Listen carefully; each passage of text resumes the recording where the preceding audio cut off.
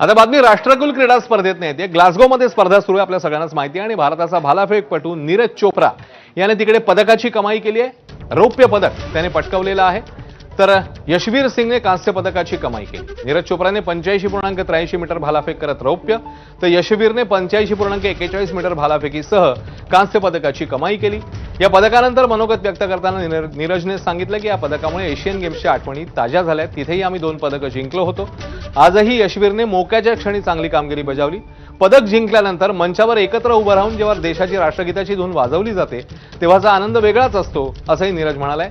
या मोसमात आपली ही सर्वोत्तम कामगिरी झाल्याचं देखील त्याने म्हटलेलं आहे.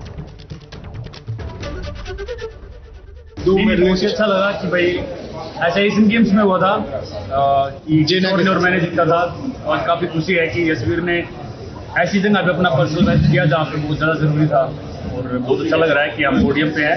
बिल्कुल हमेशा खुशी रहता है कि ये नेशनल एंथम बजे, पर ठीक है मैंने भी अपना सीजन बेस्ट किया है और कमबैक ठीक हो रहा है. अभी बाकी कॉम्पिटिशन्स भी हैं, तो काफी खुशी है आज.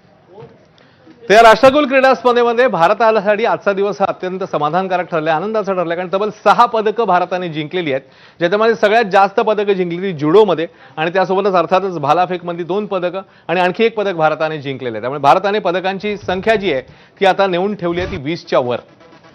कारण एकाच दिवशी 6 पदकं जिंकलेली आहेत. जुडोमध्ये महिलांच्या 48 किलो वजनी गटात अस्मिता डेने, तर पुरुषांच्या 60 किलो वजनी गटात हर्ष सिंहने सुवर्ण पदकाची कमाई केली. यामिनी मौर्यने महिलांच्या 57 किलो वजनी गटात रौप्य पदक पटकावले, तर तेजस्विनी शंकरने कांस्य पदक जिंकलं. डेकॅथलॉनमध्ये सध्या पदक तालिकेत भारत 10व्या स्थानावर आहे. भारताने 5 सुवर्ण, 12 रौप्य आणि 6 कांस्य पदकांसह एकूण 23 पदकं खिशात घातली आहेत.